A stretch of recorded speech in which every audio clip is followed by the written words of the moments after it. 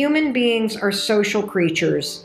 There is a rise, an epidemic, if you will, in loneliness. As you change and the patterns in your life change, people show up in your life for a reason. For those of you that are like, meh, I don't really need people. The most successful people, the people that were the best at selling, the people that were the most resilient, the people that had the best ability to deal with stress when times got tough were the ones that saw their friends the most. You can typically put friends into 3 buckets. You got friends for a reason, you got friends for a season, and you have friends for a lifetime.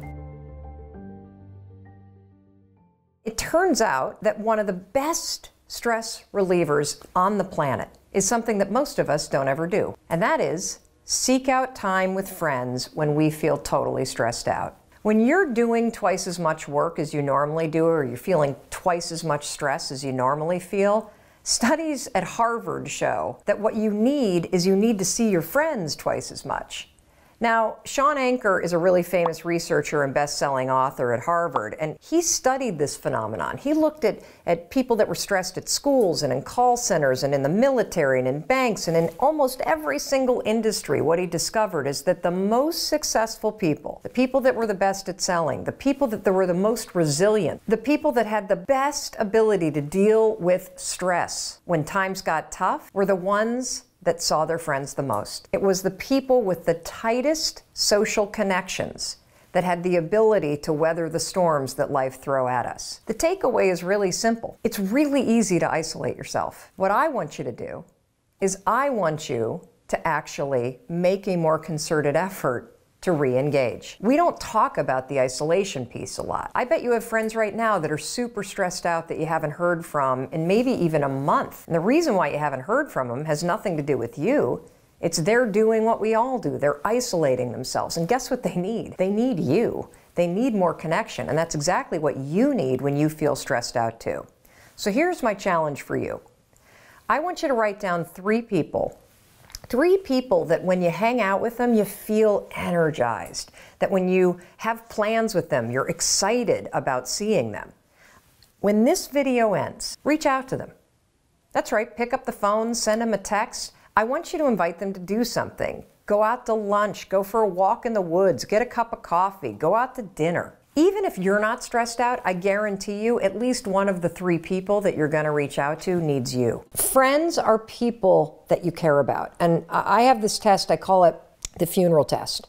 If somebody in your life were to die, ask yourself, would I go to their funeral? If the answer is yes, they're a friend of yours. That's the test for whether or not, in my opinion, someone is a friend, because it means you care about them. Now, here's the other thing about friendship that I want you to understand.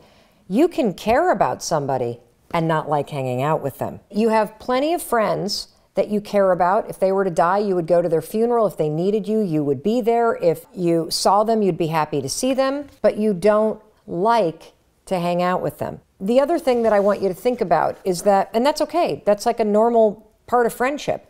And the reason why that's a normal part of friendship is because one of the things that we know about life is that you're always going to be changing. In the old pattern and the old chapter, you had certain patterns, right? In the old chapter of your life, you would go to the bar and drink. You would go to the store and spend money you didn't have. You're in a new chapter now. And so you have different patterns. When your life takes on different patterns, whether it's you're no longer going to the bar, you're going to the gym, the pattern might even be that one of your kids is playing with a different soccer team, or maybe you've moved to a different street in your town. When the patterns change, so will your circle of friends. It's a fact of life. But that doesn't mean your old friends, the ones that you used to drink with, aren't friends anymore. It just means that you don't want to hang out with them. You still care about them, but you don't like doing what they do. The patterns have changed. For a long time, I had a lot of drama around this until I realized that it's not personal. It's not personal that you don't want to hang out with them. Patterns in your life have simply changed. The final thing that I want to leave you with that may also help you is that, remember, I've given you the funeral test. If you'd go to their funeral, they're definitely a friend. It means you care about them, but you might not like hanging out with them that much, and that's cool. That's normal. The other thing that I want you to think about when it comes to friendships is you can typically put friends into 3 buckets. You got friends for a reason, you got friends for a season, and you have friends for a lifetime. And one of the interesting things that I know about my own life is that as the patterns of my life change. So do the friends that I hang out with more frequently. And I also believe that as you change and the patterns in your life change, people show up in your life for a reason. The right people will show up when you start going to the gym. The right people that you need for the pattern that you're in right now will start showing up when you're working on your project instead of shopping. And it's exactly the kind of people that you need. They're there for a reason. And the friends of yours that are friends of yours for a lifetime, I bet you don't hang out with them that much at all anyway. But I bet they're the first person that you call when you need to talk to somebody about somebody important. Those are the friends for a lifetime. And those folks that are still sitting at the bar and love to blow money that they don't have, those were friends for a season. So if you're wondering how to cope with feeling guilty about distancing yourself, and if you're wondering how to stop feeling like a bad and unloyal friend, understand this, friendship, it's really not about you. It's about the category in which people fit in, depending upon what pattern and what chapter of your life that you're in. That's it. Like, lose the drama about it. The friends at the bar are friends for a season. The people that are going to show up when you start going to the gym are friends for a reason. And the people that you need to call whenever you've got a problem, they're friends for a lifetime, and they're always going to be there. I think that you got to be honest with yourself. And I personally think if you have anywhere from 2 to 5 close friends, that doesn't mean you have to see them all the time. See, part of the realization for me is that other than Mandy and 2 or 3 other people, the closest people in my life live nowhere near me. So I have a super close friend from high school, hi Jody Bricken, elementary school I should say, who lives in San Francisco. One of my favorite couples in the world, they're like our best friends. They live in Victor, Idaho, in the Jackson Hole area. Our other closest friends live in Middlebury, Vermont. Other close friends live in Portland, Maine. Other close friends live outside of New York and New Jersey. We never see them because they've got kids, they're busy. And so I count them on my list of friends. But I think for those of you that are like, meh, I don't really need people.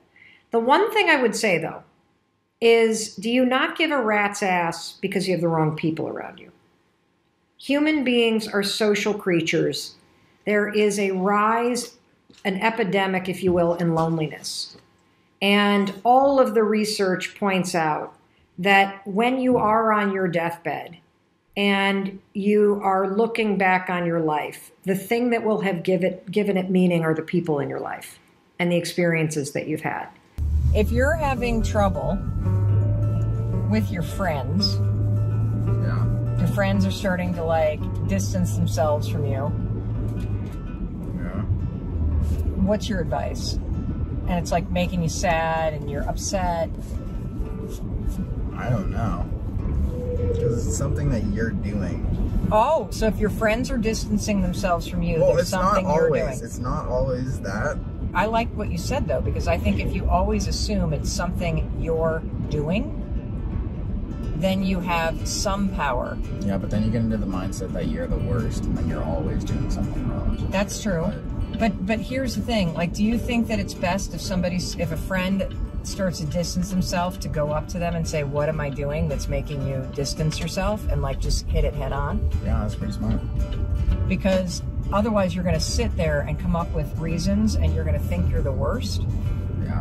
When there might be something you're doing that's annoying them. For all you know, your friend is having trouble with a breakup and you keep bringing it up, or they're having trouble with their body image and your eating habits are triggering them. So it's not really about you, it's about their stuff. It might be that you're being short and rude and you don't even realize it because of stuff you have going on. But I think that the main mistake that kids make and adults make is that we just start feeling sad or confused and we don't talk to any of our friends about it. We don't say, hey, what am I doing? Because otherwise you will turn it on yourself, because none of us think anybody else is the worst. We think we're the worst. Yeah. And if they say it's not you, then ask who it is or why. Okay. And if they don't tell you, then drop them. Okay. Got it. How do you make sure you don't beat yourself up over the whole thing? I mean, like you were doing something wrong, and it's understandable that you beat yourself up because they're like going to the point of like distancing themselves from you because of your doing. Yep. So it's like there's probably going to be a little bit of like, damn, I'm kind of the worst, but that's like in the past. And you just kind of got to get up, go on, because you know you did it, and if you can change it, then that's good. It's amazing. Look at the clouds. It sucks that you didn't like notice it, but it's true. Well, I think that these sort of experiences are really helpful because they show you the things that aren't working. Yeah.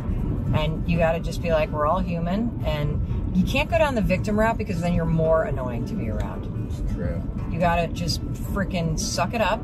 Yeah. The best apology is just change your behavior. Yep. And that's it. Hey, it's Mel. Thank you so much for being here. If you enjoyed that video, by God, please subscribe because I don't want you to miss a thing. Thank you so much for being here. We've got so much amazing stuff coming. Thank you so much for sending this stuff to your friends and your family. I love you. We create these videos for you. So make sure you subscribe. Mwah.